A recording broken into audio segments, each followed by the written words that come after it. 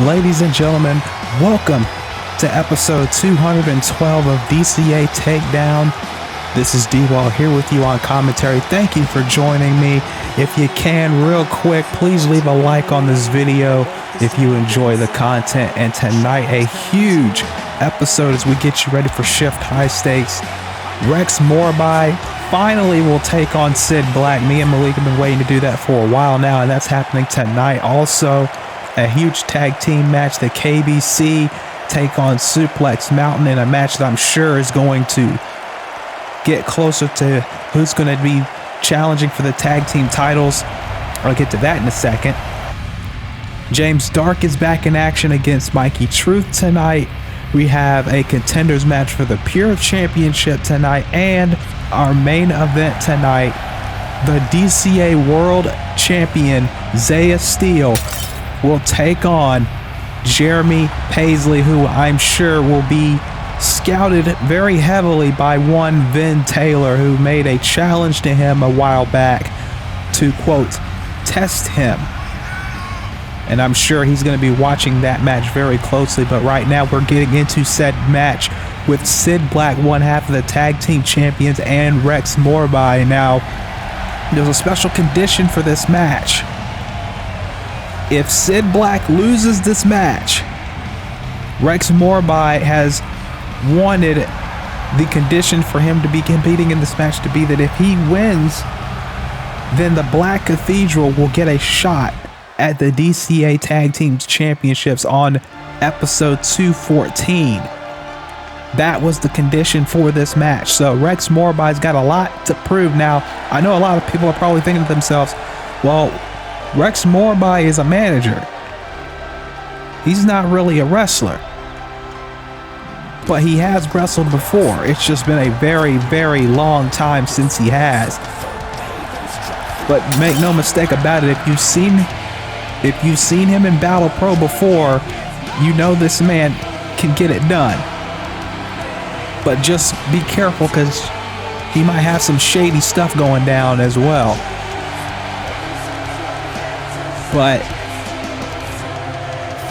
Rex Morbi wanted this match. He wanted an opportunity, and he's going to get it here tonight. And again, if he wins this match, he will have his guys, the Black Cathedral, on episode 214, which is shaping up to be a very, very huge show, by the way. That match will be for the Tag Team Championships, as now Rex Morbi and Sid Black kicking it off here on Takedown. Again, thank you all for joining me for another great episode, as now Sid takes down Rex with a head scissors. And now off the ropes, going for a drop kick, but Rex gets out of the way. Rex now from behind with a waist lock into a German suplex. Clever here early, but only a 1 count. As we are moving on the road to Shift High Stakes, DDT dropping Rex right on the top of his head into the cover now. 2. Just a 2 count. Of course, the main event of Shift High Stakes has already been announced. It will be Zaiah Steel defending the DCA World Championship against Kiyoshi Saiba. Those two have had a rivalry going on ever since Kiyoshi got dropped off the stage by Zaiah Steel, in which case that led to Zaiah kind of manipulating his way into a world title match at Proving Ground, where he capitalized and won the DCA world title. But now Kiyoshi is back. He's 100% and he is ready to take that championship away from the King of Death at Shift into the cover by Rex off that arm drag, only a 1 count. But also at Shift High Stakes, we are going to see James Dark and Zach Stone for the very first time. That is a match that I know a lot of people are waiting to see. Zach Stone has not been seen or heard from since he got attacked by James Dark at Proving Ground in the backstage area. 2 count off the STO by Sid. And James has been saying for weeks now that he feels like Zach has become too comfortable here on Takedown. And that's why he's facing Mikey Truth tonight, because he sees Mikey Truth as somebody who isn't like Zach, who stepped outside of his comfort zone, who's doing things outside of DCA and outside of virtual wrestling. And that's makes him different, and he wants to test himself against Mikey Truth tonight. He has a lot of respect for Mikey Truth. So it's not the same thing to James Dark. And also a contenders match for the Pure Championship is going to happen tonight. 2 men that Malik Brown personally chose for this match. It's going to be JT Onyx and Marcus King facing off tonight as Rex Morbi goes in for another cover on Sid. Only gets 2 there. So that's a big match that's going to be taking place here tonight on Takedown. The winner of that match will face the current VWU World Champion and current Pure Champion Jamal Bedlam.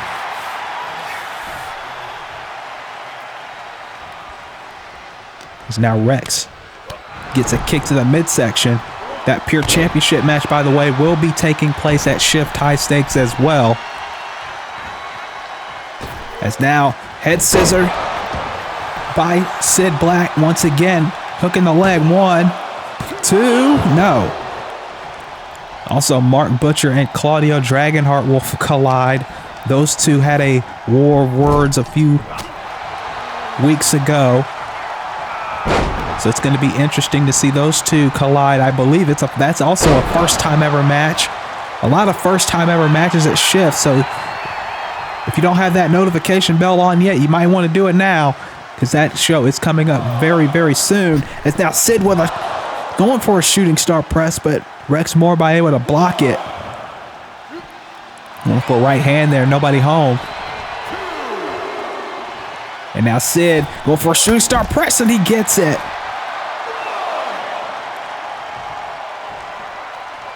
Also a huge tag team match at Shift High Stakes.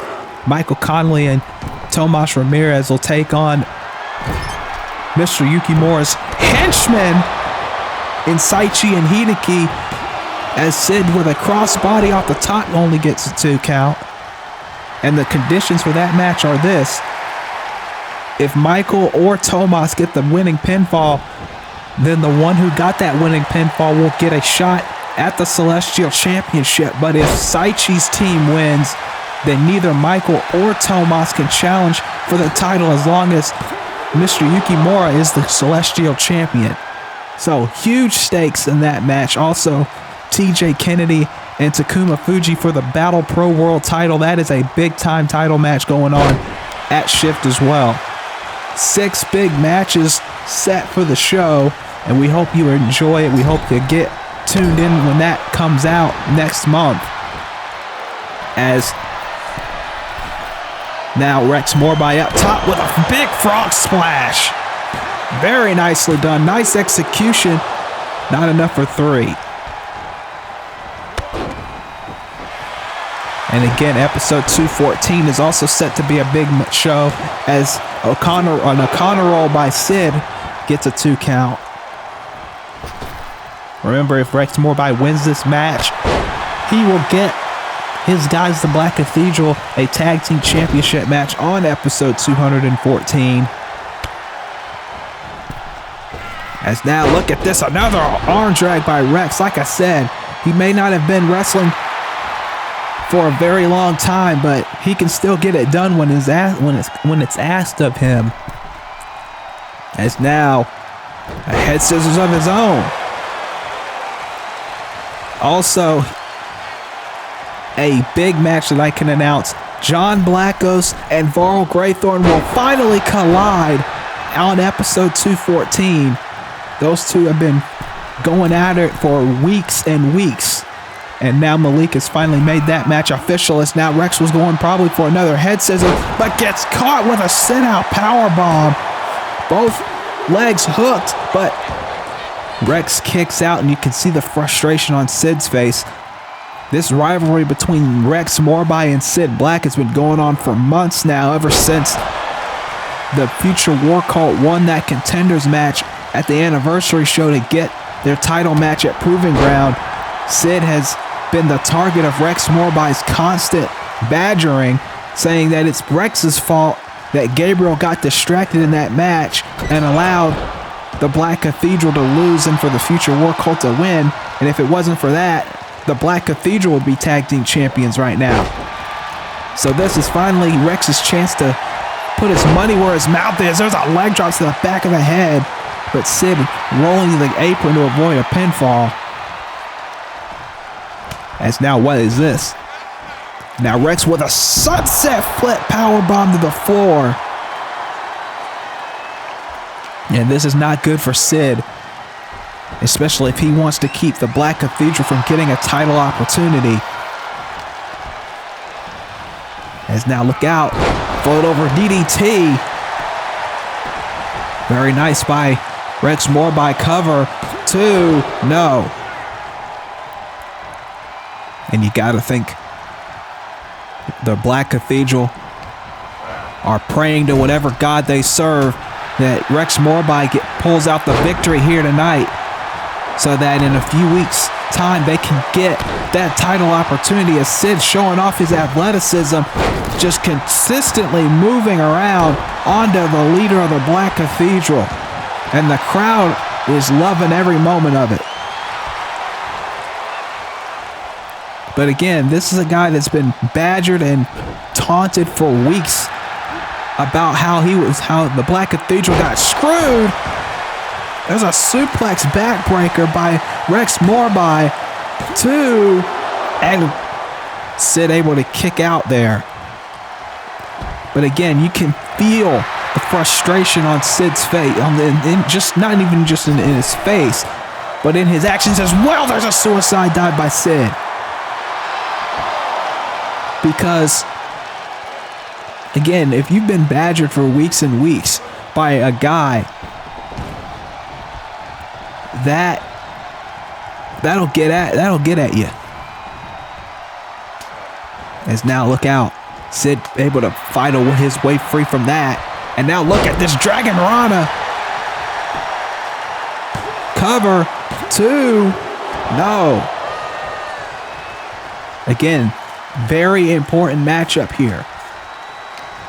Rex Morbi has to win if he wants the Black Cathedral to get a shot at the tag team titles. As now went for a Frankensteiner, but Rex was able to hold on to the ropes and keep himself steady. There's an elbow to the back of the head, and you can see, oh my God, that his body just conjoined and twitched on the ground. He might have hit an area in the back of his neck that he shouldn't have. And Sid, I don't even know how he's even functioning right now after a shot like that. Rex Morbi, that was one of the most vicious elbow drops I think I have ever seen. And Rex somehow gets broken out of that hold, but Sid can barely even know where he is right now. And then he gets dumped on the top of his head. 1, 2, that's it. Rex Morbi. And it all started with that elbow drop.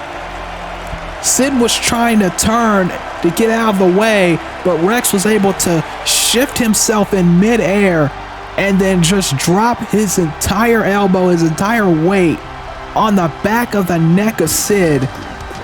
If you can, at some point, go back and look at that again. The replays couldn't catch it, but that was nasty. And that allows Rex Morbi to win this match. And now at episode 214, it will be the Future War Cult and the Black Cathedral for the Tag Team Championships.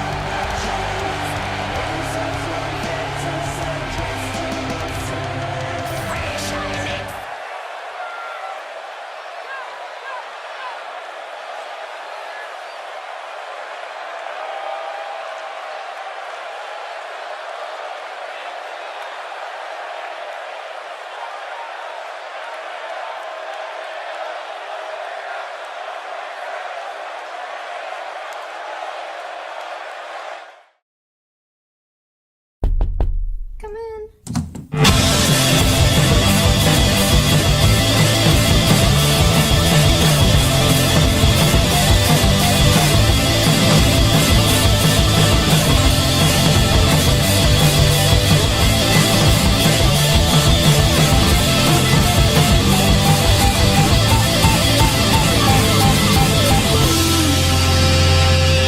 Never thought I'd hear those words coming from you.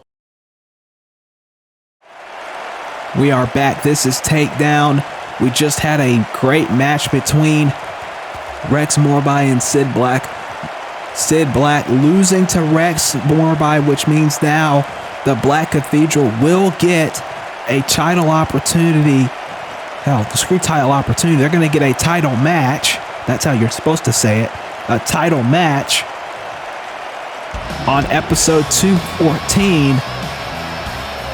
So it's gonna be a tough test for the Future War Cult, that's for sure. I mean, the Black Cathedral have been waiting and waiting for this opportunity to get the tag team titles. They've been waiting for this chance, just a chance to get the titles. But now, thanks to Rex Morbi, they have that shot. And speaking of former champions, Chris Douglas and Kerry Roberts. Chris Douglas with the towel, Kerry Roberts with the hoodie. They are Suplex Mountain,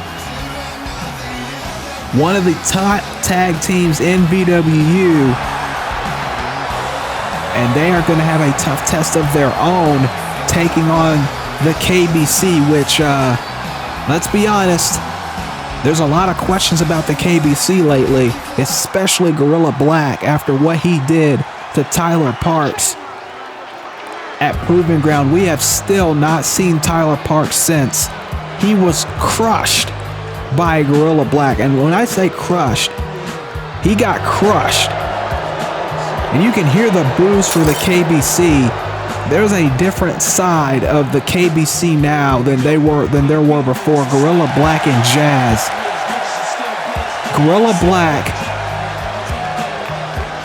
blindsided Tyler Parks after Tyler lost the DCA World title, and then he proceeded to give Tyler Parks 6 top rope elbow drops to the back.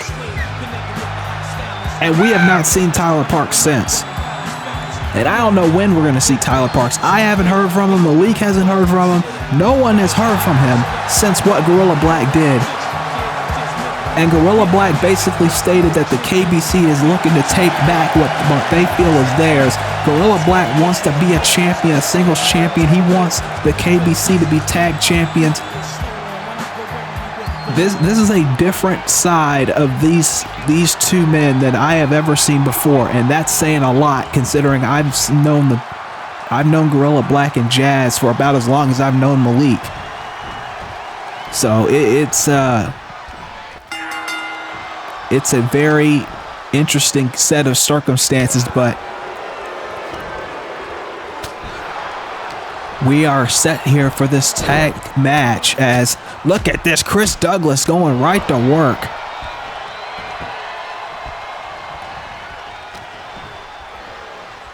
As Jazz is in trouble already. Chris Douglas sending him into the corner. There's to tag to Kerry Roberts. You can tell the difference between the two, because Kerry has that wrap around his thigh.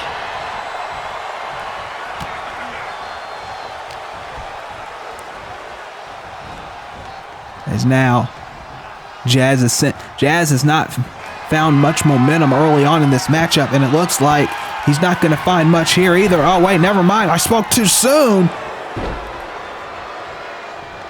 Don't make any mistake about it. Gorilla Black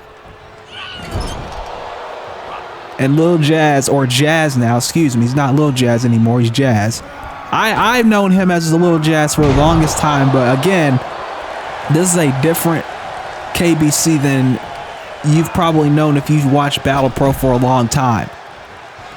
As now Kerry Roberts going after Jazz on the other side of the ring. Gorilla Black still trying to shake the cobwebs after being taken down on the outside. Oh my goodness. It's like a freight train coming at you at full speed, and then a German suplex, and I think Kerry's head hit the LED post on the way down. It wouldn't shock me if that's exactly what happened. As now Kerry Roberts trying to fight for his life here, and very rightly so, because he does not want to end up like how Tyler Parks ended up. And again, for those of you who are new here to DCA, first off, welcome, and second off, there's a reason that the referee isn't counting. There are no countouts in traditional tag team matches here on Takedown or in DCA, period. Unlike the tag team championship tournament that we had over on Wildcats is ongoing. The finals are going to be at Wildcats First Night coming up on October 28th as of the air date of this show. As now Jazz with a spiel to the other side of the ring and immediately going for a cover. That's a smart move, but only gets a 1 count. But again, no tag countouts in tag team matches, I should say.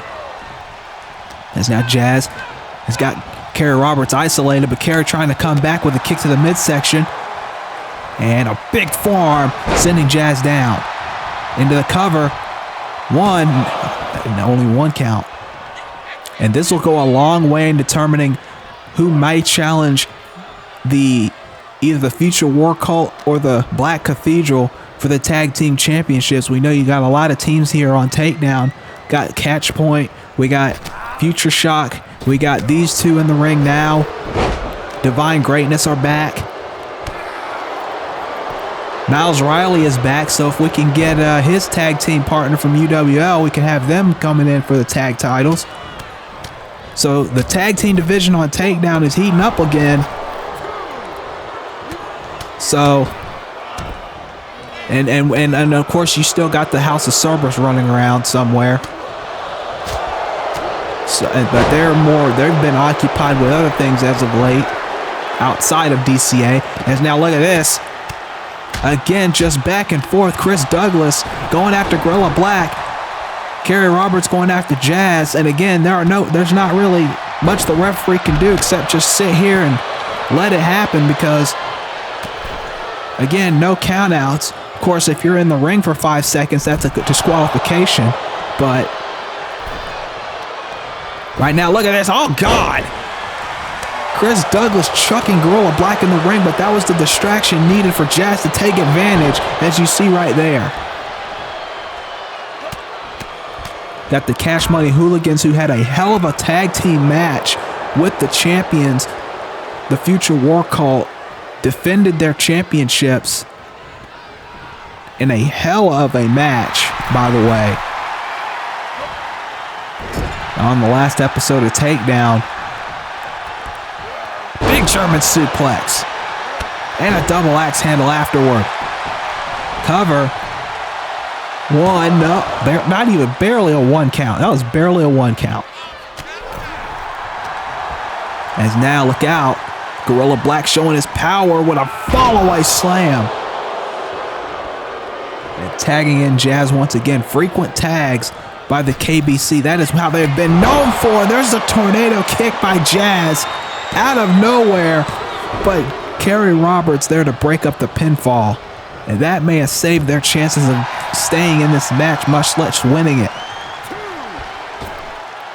Of course, also coming up tonight, again, like I stated earlier, the #1 contenders match for the Pure Championship. JT Onyx, who's been on a winning streak here on Takedown, is going to take on Marcus King. Also, we're going to see James Dark and Mikey Truth later on, and Zaiah Steel will take on Jeremy Paisley in a huge main event match. As Kerry Roberts is back in the ring, Jazz got busted open by that boot earlier, and he's not going to take lightly to that. And now reverse DDT, no, into a neck breaker rather. And tagging in Gorilla Black, that might be a smart idea considering that Jazz is bleeding now. Chris Douglas gets a tag in, and now it's Chris Douglas and Gorilla Black. But Gorilla Black with that power just overwhelming Chris Douglas immediately.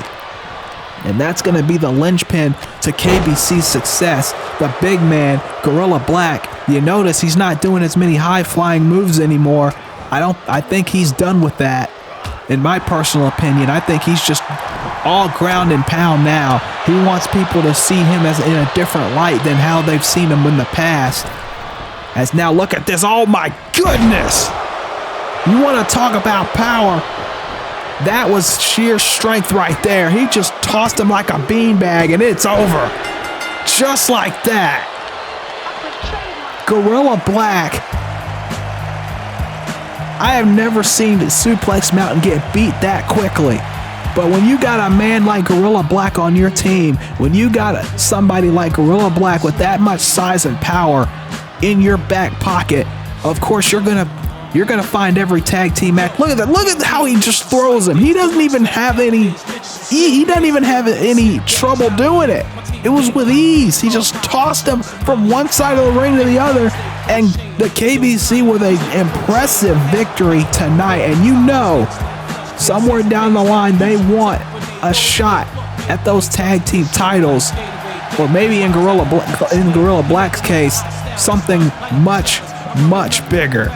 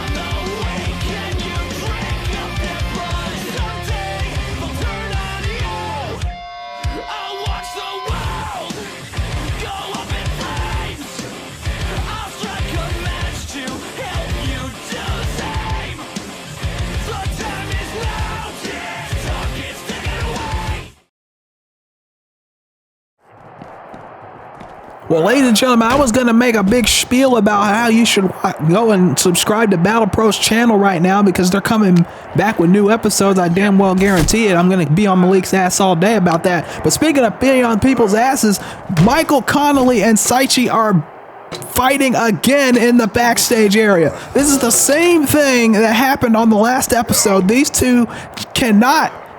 Michael Connolly has absolutely lost it. I have made it perfectly clear at this point. This man is not in his right frame of mind anymore. He has been pissed ever since what happened at Proving Ground. He is taking it out on people like I'm not going to say he shouldn't take it out on Saichi, to be completely honest with you, but you can tell he is not. This is not the same mild-mannered Michael that you know and that you've known for a long time now. He has followed. It seems like he has followed Saichi pretty much at every event he goes to now. Just trying to get his shots in on him every single show, and these two are still fighting. We're gonna have to get security if we can find any security that will actually do their job, because Lord knows we're not getting Shield to do it. That's a damn mistake right there. But But again, that this thing has got to be settled at some point, and hopefully at Shift, when this tag team match happens, hopefully that is going to be the end of it. Because remember, in that tag match with Saichi and the big guy Hideki, which by the way, next episode I'll get to that in a second. Mikey Truth is coming out here to the ring. A legend in this business, a man with a lot of respect in that locker room. I can tell you that from personal first-hand experience. He has a lot of respect in any locker room he goes to.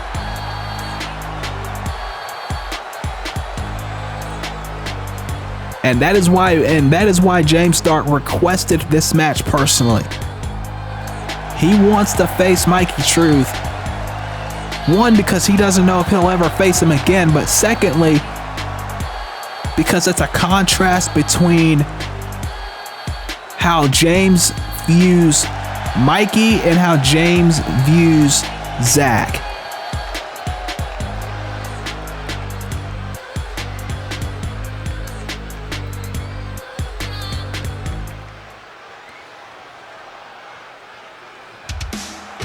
And speaking of the status quo of virtual wrestling, there he is, James Dark.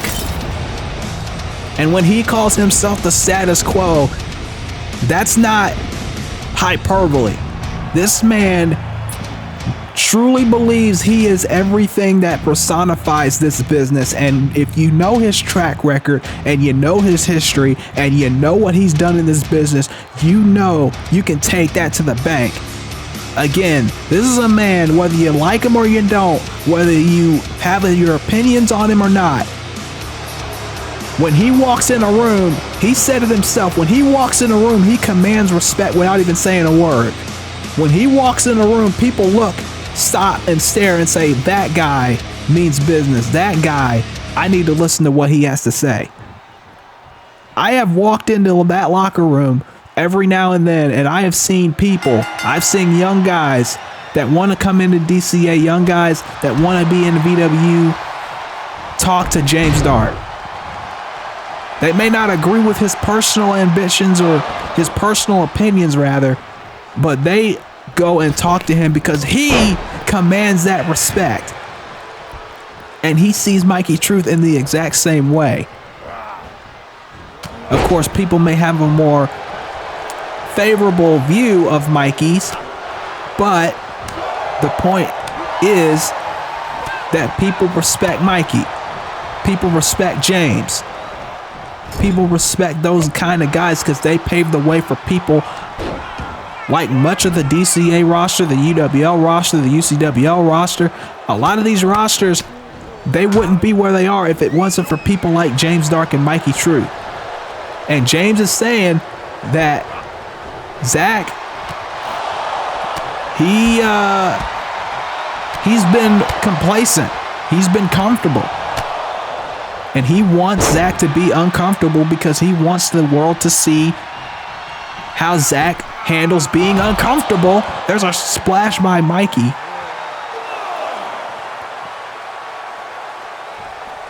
And even Jeremy Paisley from his Twitter, but you know, because that oath of silence thing.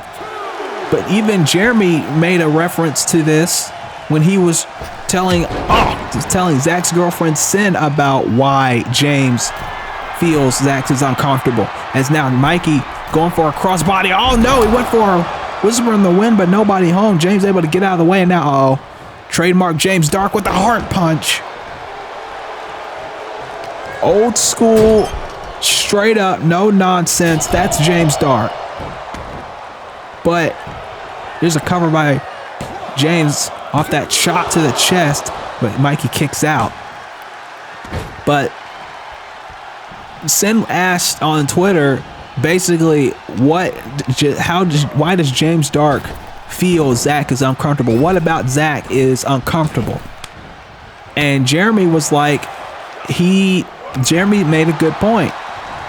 that Zach has been the measuring stick of this company for so long now. He is the longest reigning DCA world champion in this company's history, whether you like how he won his third reign or not. Lamaji straw by Mikey, but James's foot was in the ropes. And now look at that big spine buster. Cover, 1, 2, no, only a 2 count. And James, he thought that was it. You can see him, the look in his eyes, he thought that was it. But Mikey's going to take advantage of that little mistake. A rare one by Dark. Cover, 2, no. And went for something there, but he gets swatted out of the air and then gets a knee to the mouth. And then a kick to the mouth afterward. And now he's just going to get the punches rained down on him. But Jeremy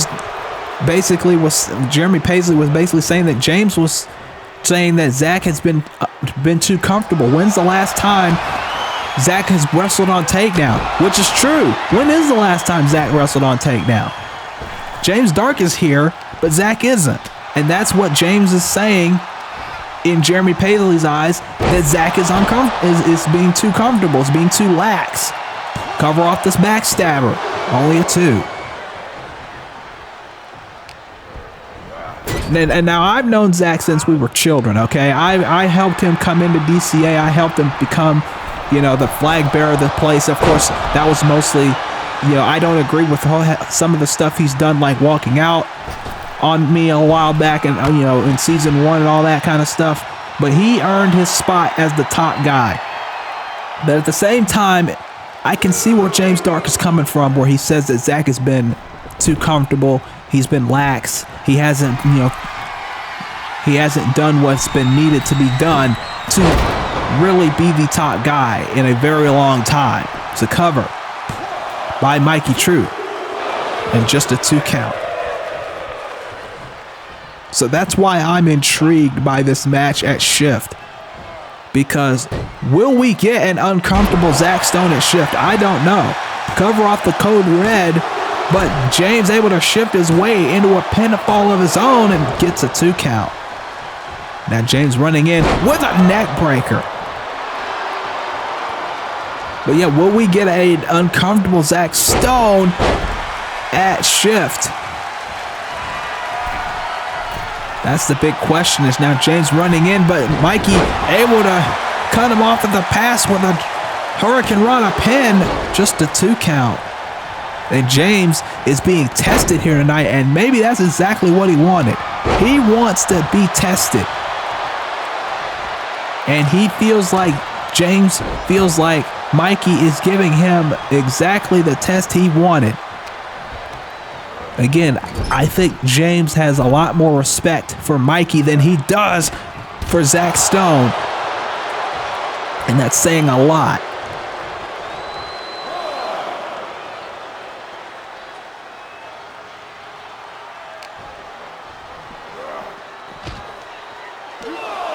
And now James just taking it to Mikey on the outside of the ring and throws him, just heaves him back in.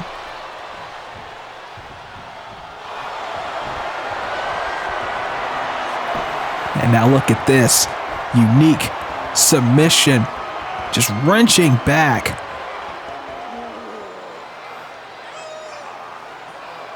Wrenching back on the neck.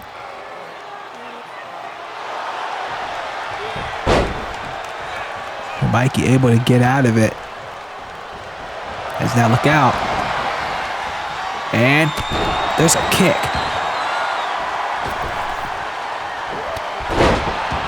And Mikey trying to come back.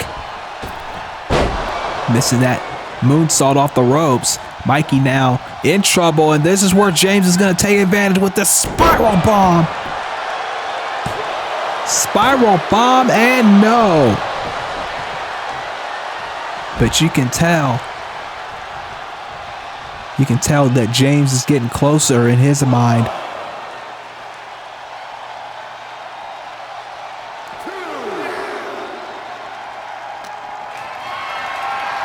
And you know he's going to try his best. Oh, look at this. Oh, wait a minute. Oh, my God. Face buster on the floor. And this is where James is most effective. This is where he's going to capitalize.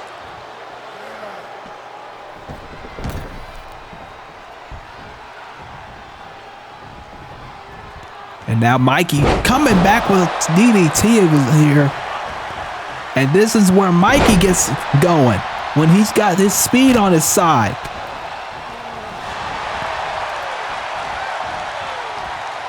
But James shut him down almost instantly. Elbow right to the arm, and now in the corner. Oh, went for something there, but he got caught up. And oh, Mikey was going for something, but James able to quickly get away. And that might have been good, honestly. That honestly might have been the best thing, but oh, he gets caught again. And this time, Mikey able to counter and get back with a drop kick. Now forearm. Look out, Mikey with a Canadian destroyer. And now, can he hit the mark of an icon? No. James able to get up to his feet, and the referee, Monahan, gets drilled. And that was not, I'm sure that was not Mikey's intention at all with that maneuver, but James, if you notice, James isn't doing anything underhanded. He's not trying to do anything underhanded. He's just going in for the kill. And now Mikey, oh, wait a minute, Mikey. Uh-oh, Mikey going for the vertebraker. Going for the vertebraker, and he hits it.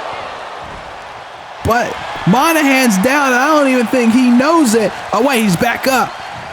Toughest ref in the business. Cover. 2. No. Obviously, that was more than a 3 count if Monahan was up, but unfortunate circumstances, and I don't think James would make any excuses if it was a 3 count. It was just wrong place, wrong time for Monahan, and now James again swatting Mikey Truth out of the air. And oh no, oh no. Power bomb, and the back of Mikey's head hit the apron on the way down. And now James throwing Mikey in the ring. Oh no. And this is where he's going to capitalize. Fisherman DDT. Or more like a fisherman buster, I should say, to be more accurate. And now, oh, here we go. His calling card and Edge Crusher. The same movie hit on Zach Stone at Proving Ground gets the win. And that is a clear-cut message to Zach Stone right there. The Edge Crusher. Look at this. This was the beginning of the end. Bam! Mikey's head hitting the edge of the apron, and then the Edge Crusher. And James Dark, it's another win. He has not lost since he lost the Battle Pro World title at Proving Ground, and I think that is what sparked this new side of him. And Zach Stone, if you're listening, you better be ready for this man at Shift.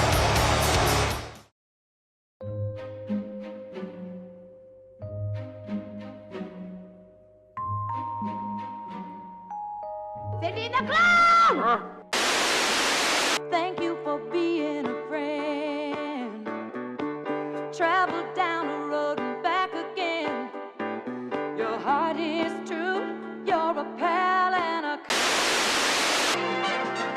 We're gonna do it. Give us any chance, we'll take it.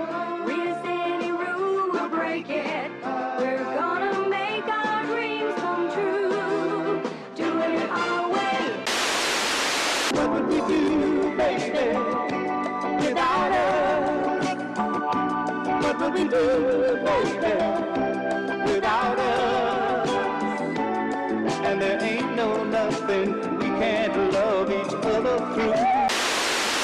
There's more to life than what you're living, so take a chance and face the wind. An open road and a road that's hit.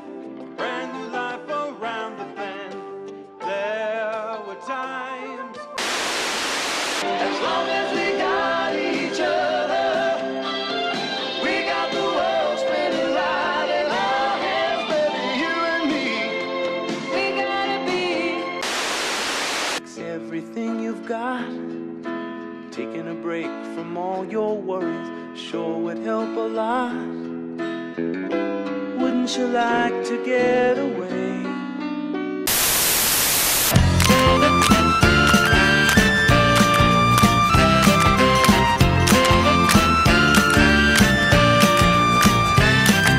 Sunday, Monday, happy days.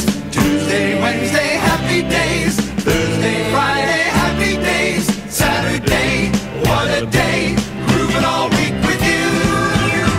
These days are ours. Share them with me. These days are ours. Happy and free. These happy days are yours and mine. These happy days are yours and mine. Happy days.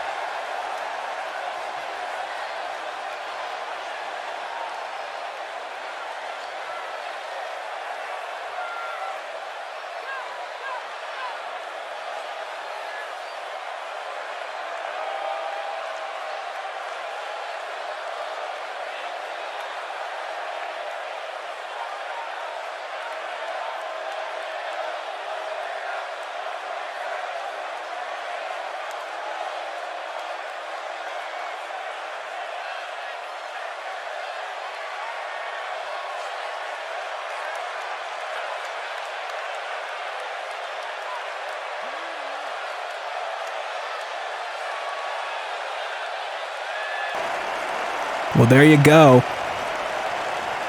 It's official. Mr. Yukimura will fight Jiraiya Raju for the Celestial Championship. To be honest with you, I'm kind of shocked that this match is even official, but it's gonna happen. And it's gonna happen on episode 214. It will be the Celestial Championship on the line. Jiraiya Raju taking on the champion, Mr. Yukimura. But now we get into a number one contenders match. This one will decide who will challenge for the Pure Championship. We've had a lot of speculation about who may challenge for that championship in the last couple of weeks. Of course, we've had new people coming in like Trey Mercer, who a lot of people probably would have pegged as a number one contender, but I'm sure he would like to earn that opportunity rather than just be gifted a Pure Championship match. But that's what this number one contenders match right here is for. JT Onyx has been picking up wins over the last couple of weeks here on Takedown, and that is why he's in this match. Marcus King has been picking up wins elsewhere. So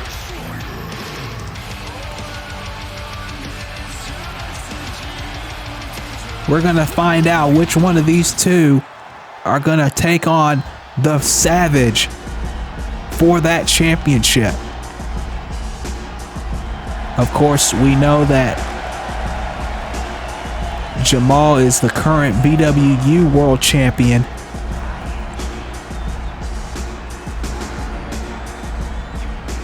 Which is why he hasn't been around, even though I know he would be here regardless.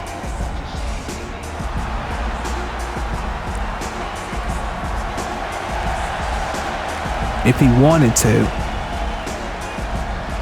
But now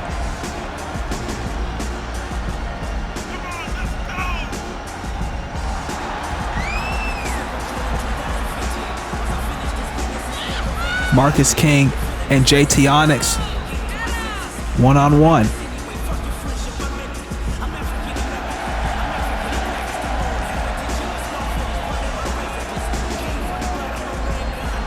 And you know Jamal is looking at this match, watching.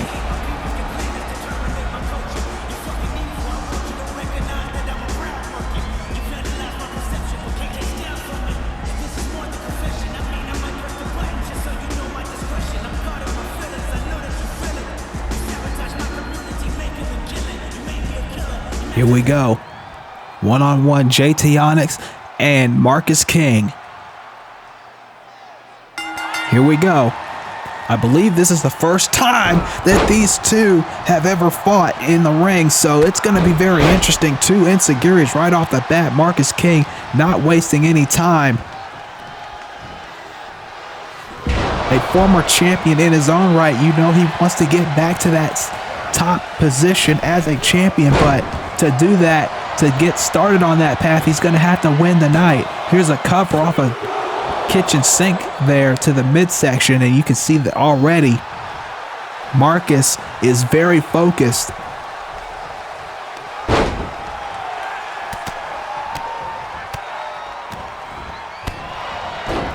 But JT Onyx is just as focused.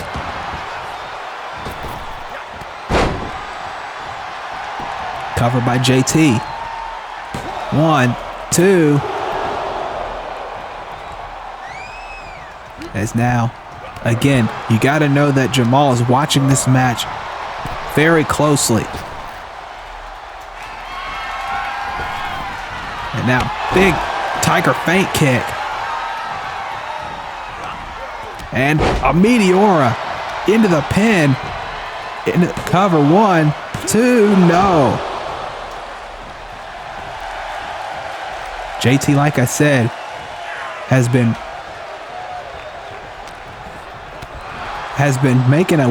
making waves ever since he debuted back at Gateway to Heaven as the mystery 8th entrant. And look at this. Oh, went for something there on a butterfly position, but JT able to counter it. And now look out, lifting him up and slamming him down. 1, 2, no.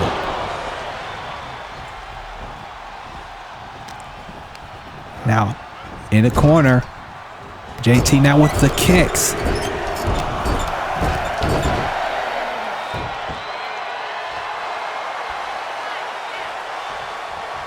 And now, again, trying to ground Marcus King. And I don't know if that's a good strategy or a bad strategy. And now look out. More shots by Marcus. Marcus is going to focus on ground and pound. He's not going to be flying around the ring. He's not going to be trying to do any high-flying moves. That's never been his style. He's going to try and slow JT Onyx down. And that's exactly what he's doing with these machine gun chops in the corner. Went for one more, but gets him for flinching. And now taking him down again into the cover. 2, only a 2 count again. This is going to take a lot. It's going to take a lot more to put JT Onyx down, and I think Marcus has to realize that. Again, another gourd buster. And another cover. Frequent covers.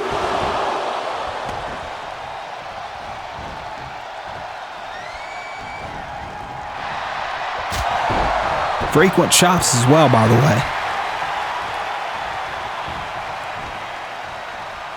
And JT's not going to take it. That lying down there, but big close. 1, 2, no.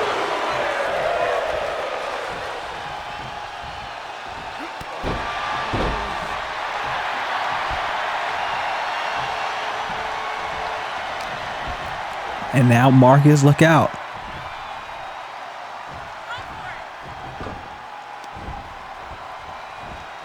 And a backstabber. Cover.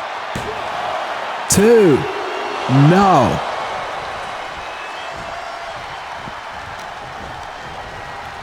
And now JT, look out. Falcon Arrow, he did the deal. I don't think he's going to get the pin off of it because you know everybody kicks out of it. That's exactly what he did. That should have been obvious. And a big boot.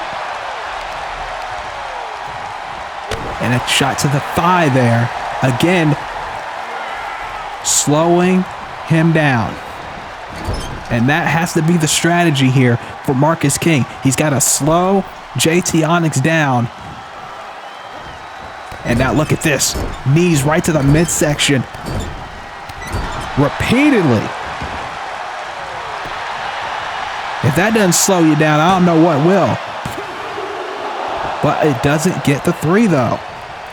And Marcus King, you got to know he's going to have to try and keep his frustration in check, because if he gets frustrated, JT's going to take advantage of it, and we're going to have a number 1 contender in JT Onyx instead of Marcus King. Is now look at this. Sliding German suplex. And a lot of people have seen JT Onyx as the future of this business for a while now, and he's been proving it as of late. Crossbody, no.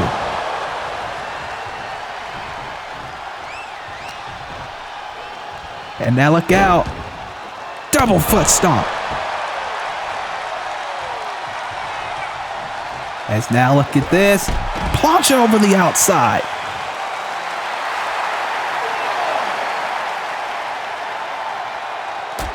And now more right hands by Marcus. Both of these men trading shots on the outside, but they got to get in the ring if they're going to make it to that elusive Pure Championship match. Went for a drop kick, nobody there. And now look out. Impaler DDT. 1, 2. Only 2 count.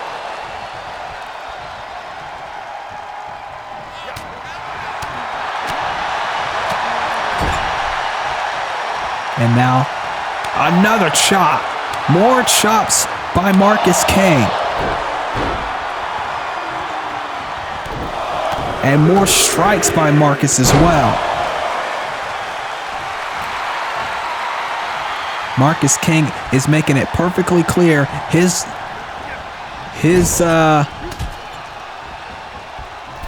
position in this match. And Marcus now off the ropes. And an STO.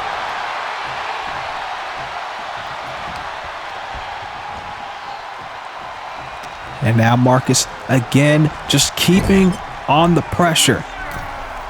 And again, that's what he's got to do in a match like this. He's got to keep the pressure on. And now going for the most overused move in virtual wrestling, the superplex.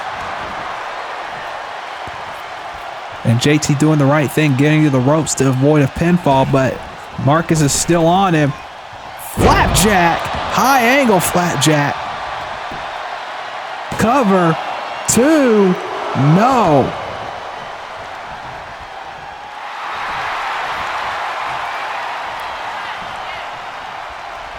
And now look out. Went for something off the ropes, nobody there. And a Pele kick. And now Northern Lights suplex rolls through into a brainbuster.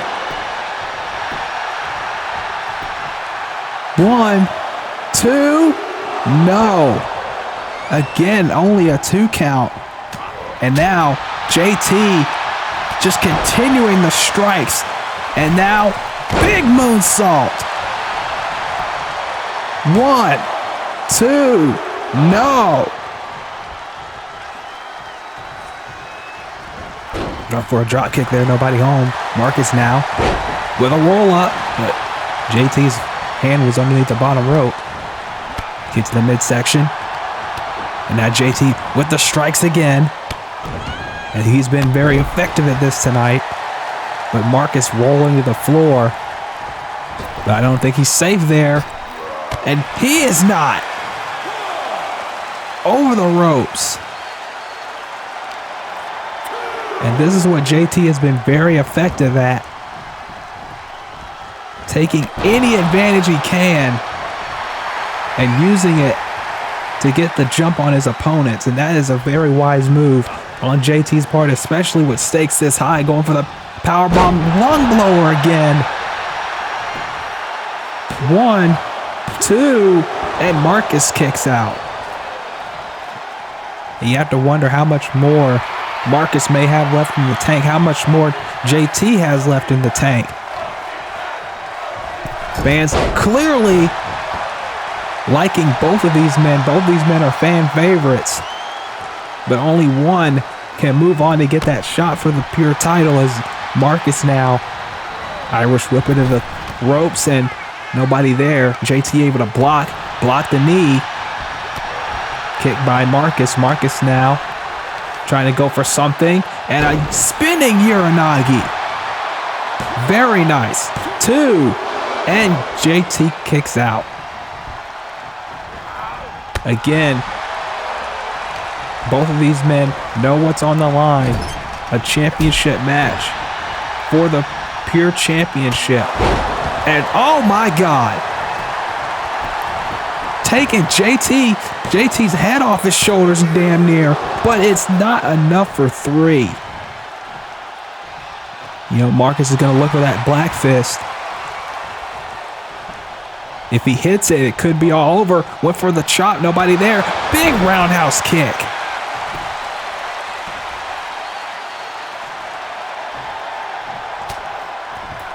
And now, look at this, second time we've seen this tonight.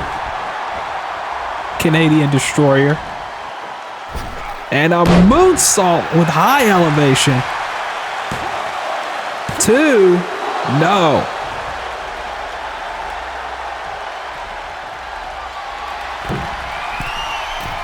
And now JT up on the top rope. Waiting for Marcus to get up. And now a Meteora taking Marcus down. I don't think he was prepared for that. There's 2, but not 3.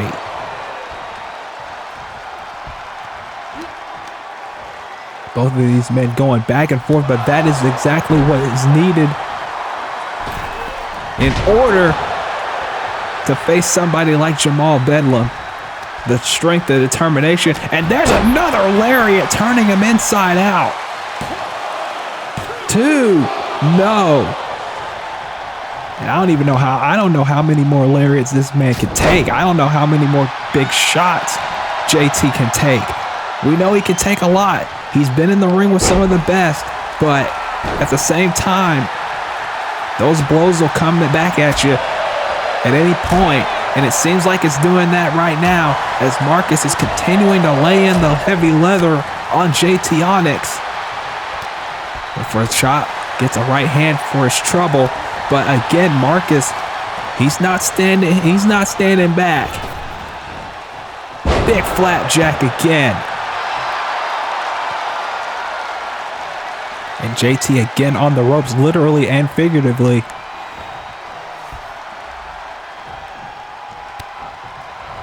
And now the knees.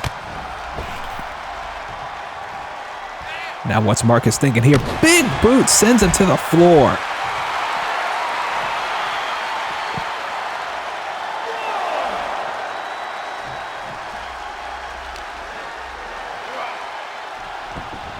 Now sending him back inside the ring.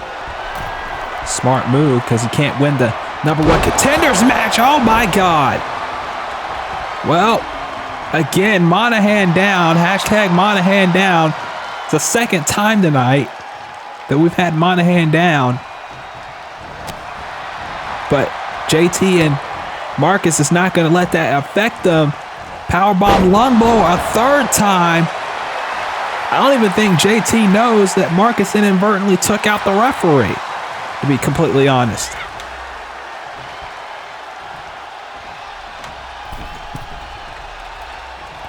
And now went for the cutter and nobody home.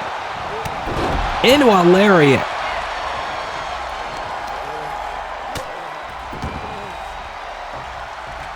And now JT trying to come back. JT with another Meteora. And now on Brett's rope. And there's the cutter he was looking for. But Monahan, you can see he's still loopy. There's 2. And Marcus clearly kicks out there, but that knee to the top of the head of Monahan clearly affected him. That cutter, shades of the man that JT idolizes, Zach Stone. Still wants that match with him one of these days, but Zach's got other problems going on right now with James Dart. There's a cover off that back suplex, only a 2 count.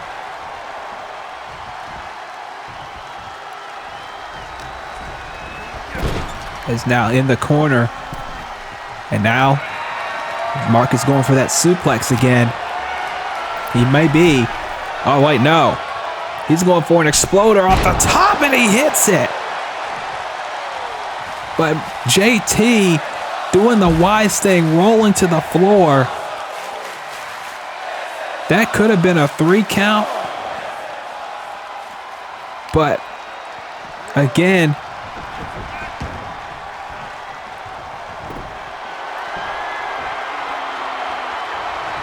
oh, black fist, no.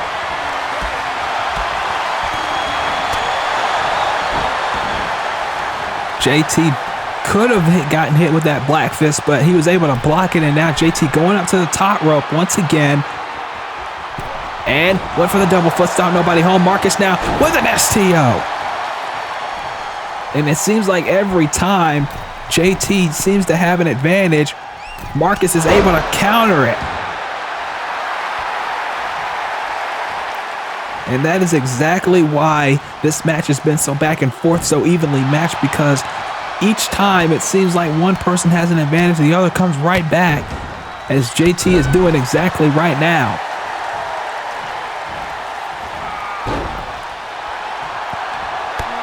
Nobody there with the knee. More strikes. Drops him. JT, can he hit this double foot stop? Again, he can't hit it. But JT there blocking whatever Marcus had. Marcus blocking whatever JT had. Both of these men going back and forth again. Just over and over and over we go here.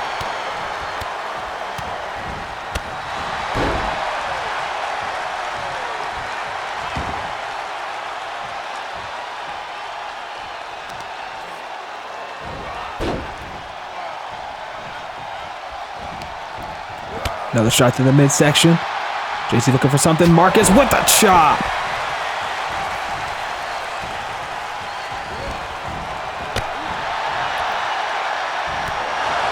And now more kicks, more strikes. JT has been effective as hell with these strikes tonight. But again, this is a man, Marcus King, who's fought some of the toughest men in this business. I don't think JT is going to win just on strikes alone. He's got to do something to keep him down for 3.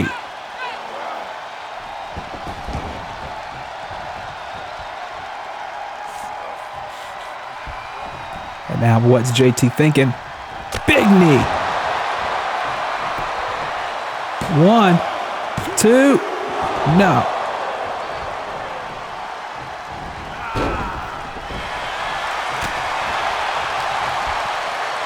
It's now Marcus with an Emerald Flosion. Emerald Flosion drops on the back of his neck, but again, JT kicks out. Went for the lariat, nobody home. JT went for a drop kick, nobody home. Marcus for a right hand, and discus lariat again. And will this be it? Black fist, no. JT with a roll-up out of nowhere before he can even spin. And now JT with a knee again. And that knee split Marcus wide open, and now going for this curb stomp to finish him off, and he does. Okay, will that finally keep Marcus down? 1, 2. Yes, it does. JT had to earn that victory, that's for sure. But my God, what a fight this was between these two men. Take nothing away from Marcus King. Take nothing away from his ability to keep fighting and keep fighting. But at the end of the day, JT was just that much better on this night. And that knee, that final knee to the head, was exactly what he needed at the right time. And then he followed up with that curb stomp, and that was all That was all she wrote. And now we're going to have JT Onyx and Jamal Bedlam for the Pure Championship in just a few weeks' time on episode 214. Or excuse me, at Shift High Stakes, I'm sorry. Oh, and backstage now.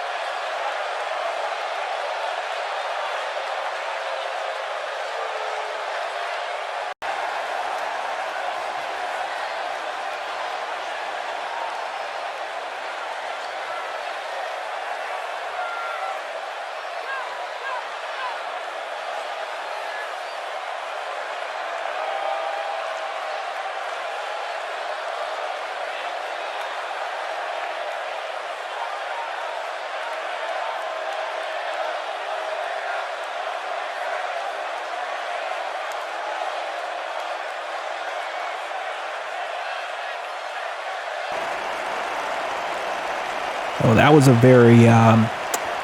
very interesting exchange between Tomas Ramirez and Takeru Yukimura.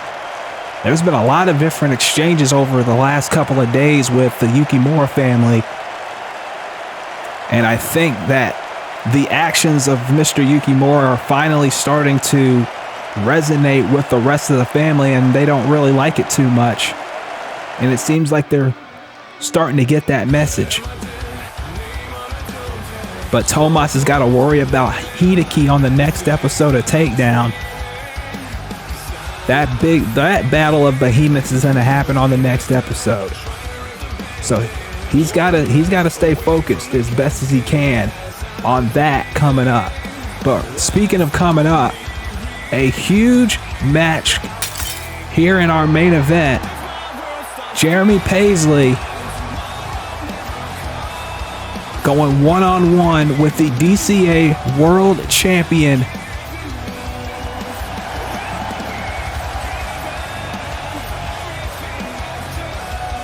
Zaiah Steel.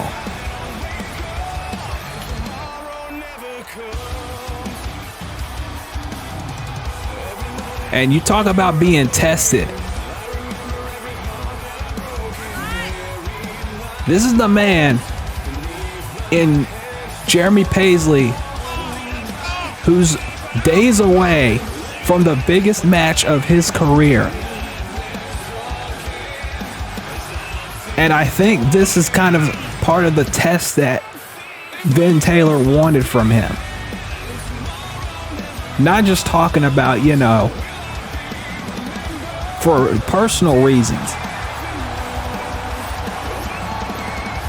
But I'm talking about for Jeremy himself. Jeremy Paisley is going into the biggest match of his life at UWL Salvation. By the way, that's over on the UWL channel. That's youtube.com/UWL Voltage 3677, by the way. Go and give them a subscription. But tonight, he's got to put all that to the side because he is fighting the DCA World Heavyweight Champion.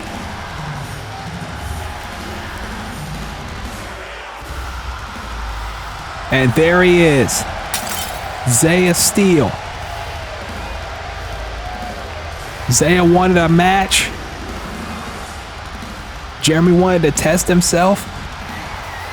Well, we're getting it right here and right now. And you know Zaiah Steel, for as many people can say that they don't like how he won the title, he has taken on anyone possible, even though, to be fair, he hasn't been around until recently because of the fact that there was an order in place for both him and Kiyoshi Saiba to not be in the building until there was a title match set for sometime shift or whenever it would have ended up being. And now that match is official, they are allowed to be back in the buildings in the DCA arena again. But ladies and gentlemen, this is our main event for Takedown 212. It is Jeremy Paisley one-on-one with the DCA,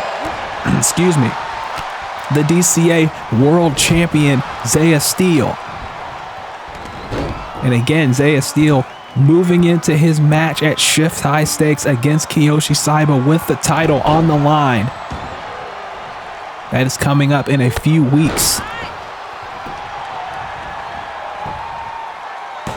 Cover only a 1 count early. But the next 2 episodes of Takedown are going to be very, very big, ladies and gentlemen. We already know episode 214 will have JT Onyx and Jamal Bedlam, Zaiah Steel and Jamal Bedlam is going to happen at Shift. That was confirmed earlier, but on 214, it's going to be John Blackos and Varl Graythorne one-on-one. We're going to have the future War Cult at some point after the victory earlier tonight, challenged by the Black Cathedral for the tag titles. So far as I know, that's happening at Shift, but that could change. We know on episode 214 that Mr. Yukimura has accepted Jiraiya Raju's challenge for the Celestial Championship. That is official, and Wicked Eric will put another open challenge up for the Burnout Championship. But on the next Takedown, episode 213, Tomas Ramirez and Mr. Yukimura's bodyguard or charge or whatever you want to call him, Hideki, one-on-one for Future Shock and Divine Greatness. That's a match that's going to be on that show. And then this match has just been made official. I've just gotten confirmation of this, covered by Jeremy off that drop kick. 2, no. it will be the pure champion Jamal Bedlam one-on-one with Aris Williams. So Aris beat one Jamal one. Now he's gonna have to beat the big dog. Now he's gonna have to beat the second one. He's gonna be in the ring with the VW World Champion. So I wish him good luck. And then of course Shift High Stakes coming up in a few weeks' time.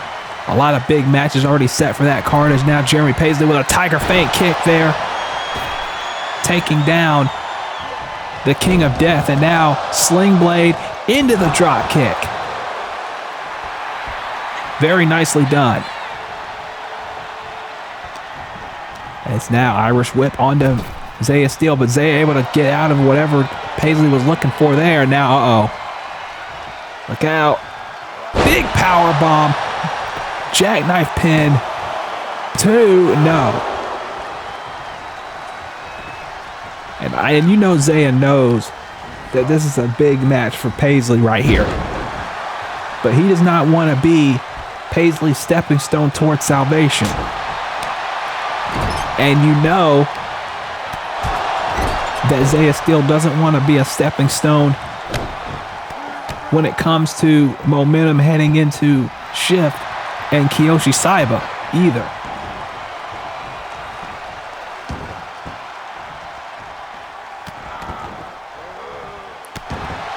As now, again, just putting the pressure on right now. And this is exactly what Zaiah Steel does. And oh my God. I think Jeremy's head smacked off the steel steps on the way down from that knee. It wouldn't shock me at all if that was exactly what happened. As now, all across the barricade and a boot to the side of the head. And this is the DCA World Champion at work. If you're expecting a 5-star technical classic, you're not going to get it with Zaiah Steel, that's for sure. Even when he was pure champion, you didn't see a lot of quote-unquote pure wrestling from Zaiah Steel. Big clothesline. I mean, to be honest with you, I doubt you're going to see any kind of pure wrestling from Jamal Bedlam either. 2, no. Even though I think JT is going to bring it out of him.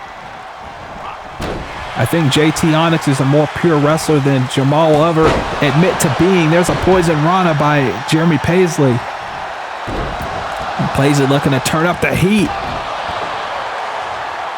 Can you imagine Jeremy Paisley getting a win over the current DCA World Champion? That would be a huge, huge win. But it's not going to be easy, and I think Paisley, if he's smart, and he is, knows that very well. Cover. 2. Jeremy getting the shoulder up there. It's going to take a lot more to put him down, and I think Zaiah Steel knows that. This isn't going to be a walk in the park, and I don't think Paisley or Steel expects it on either side. I think if they're smart, they know it's going to take a little bit more to put either person away. Neck breaker. And now, look out, moonsault, and he caught him on the back. That's just the skill of Jeremy Paisley on full display. He tried to move out of the way, but got the moonsault anyways, and now working on the back. And if anything, the working on the back in the midsection might be his smartest idea, because that sets up for the path to redemption for Jeremy Paisley. There's a blockbuster. And now on Brett's rope. Looking for something here. Crossbody. Double jump crossbody. There's 2 and no. Again, Jeremy Paisley realizes the importance of this match. There's a German suplex by Steel. 1, 2, no. Both of these men know the importance of a victory here tonight. A win here could go a long way toward momentum toward their respective title matches. Paisley at Salvation for the world title, and Zaiah Steel defending his world title at Shift against Kiyoshi Saiba. And now Paisley running off the ropes at a flatliner. Short change flatliner. There's the cover. There's two, and only a 2 count.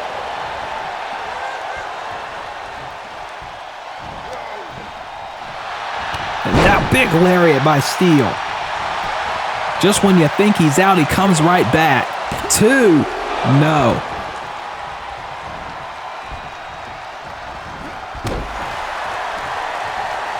A big lariat to the back of the head. And now, crossbody into the cover. 2, no. Again, only a 2 count. These pinfalls get closer and closer, and now Paisley with a suicide dive to the top. It's over the, through the middle rope. 2 Steel on the floor. Getting my words flustered. It's so exciting, this action. And if you enjoy this action, ladies and gentlemen, please don't forget to leave a like on the video and subscribe to the channel. Hit the bell for all notifications, and also check out the Patreon page. You can join for free, or if you enjoy this content and want to have more of a way to support the channel, just $5 a month gets you access to the Flowcast and other huge content on the channel. So thank you again for supporting this channel and all of my content. It's really appreciated. Paisley now, look out, moonsault, nobody home. Zaiah Steel went out of the way there, pulled a Samoa Joe away, and then gets a knee for his efforts. And now it's Paisley gonna try again. Looks like it. Crossbody, got it, but not a lot of it. Steel able to absorb it and then give him an uppercut. And now sends him into the barricade, into the ring post. Knee to the midsection. Steel now sending Paisley back inside the ring.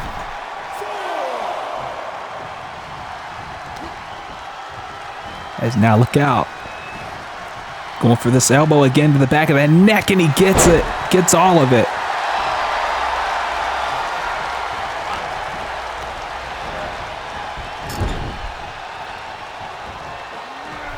And now up to the top. Whoa.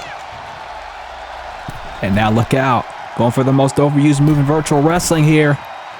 Superplex. And Paisley rolling to the apron.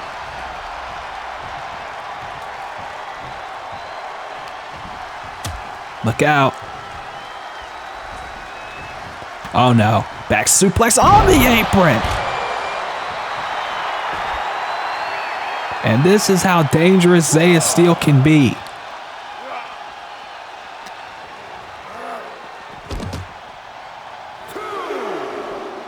And now again working on the back with a back suplex, this time on that steel barricade.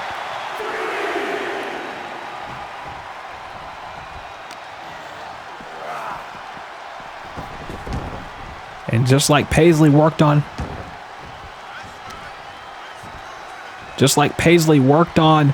Steel's back earlier, Steel working on Paisley's back, and now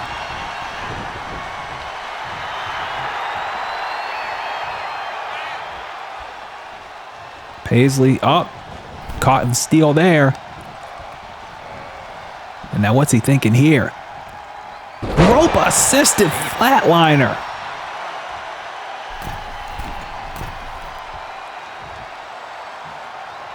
And now, looking for that double jump crossbody again, but this time Steel was able to sling him out of the way into the warning. Cover 2, and Jeremy Paisley kicks out.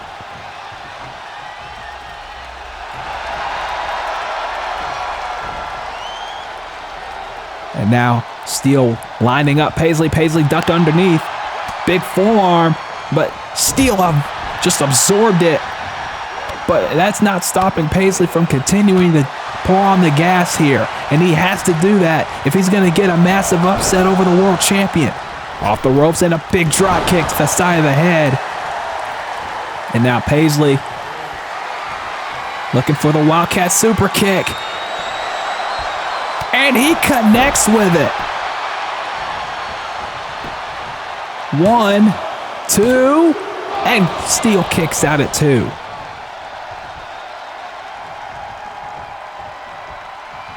And Paisley, see, he was stalking him, trying to go for something, but Steel just so tough, so resilient. You may not like his attitude and the way he carries himself, but you got to understand, this man's one of the best. That's why he's a former WWE World Champion. And now Steel up on the top rope, went for the splash and got nothing but the mat. There's a knee to the midsection, but Paisley's still trying to pour it on here. Chop, punch, and now exploder suplex. Nice combination. And now it's Steel who's retreating to the ropes. To be more specific, to that corner. And now look out. Paisley's got him up on the top. Oh boy. Look at this. Got him hooked. Half and half from the top. 1, 2, no. And the fans clearly enjoying this.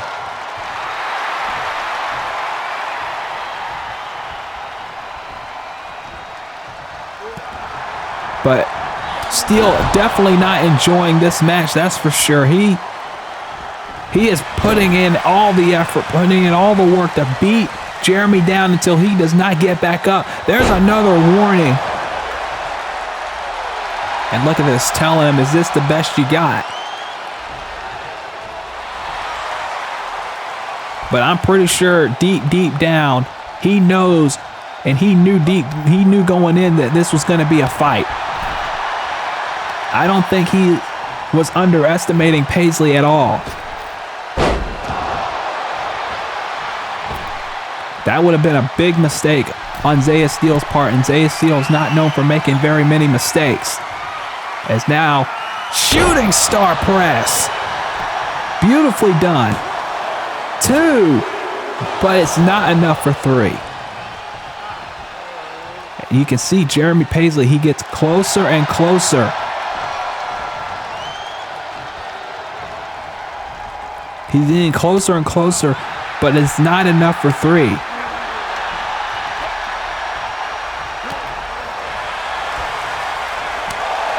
And now Zaiah Steel turning on the gas now, but I think both men are doing that.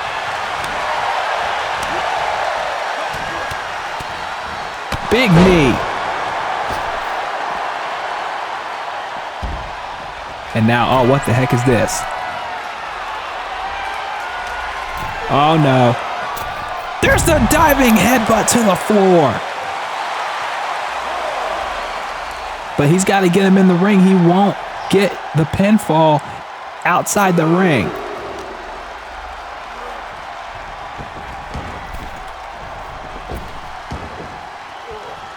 And now Paisley, is he going? He's going for the path to redemption here. Oh no, the kick blocked. The kick blocked, and already there's the Reaper's elbow. And he's not done. Paisley doesn't know what hit him. And there's a second one. Dropped him out of nowhere, and that is it.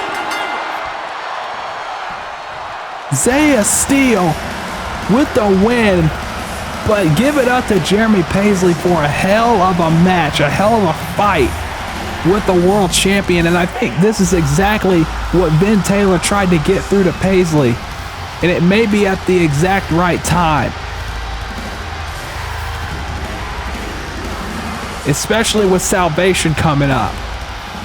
For Paisley, it's another learning experience.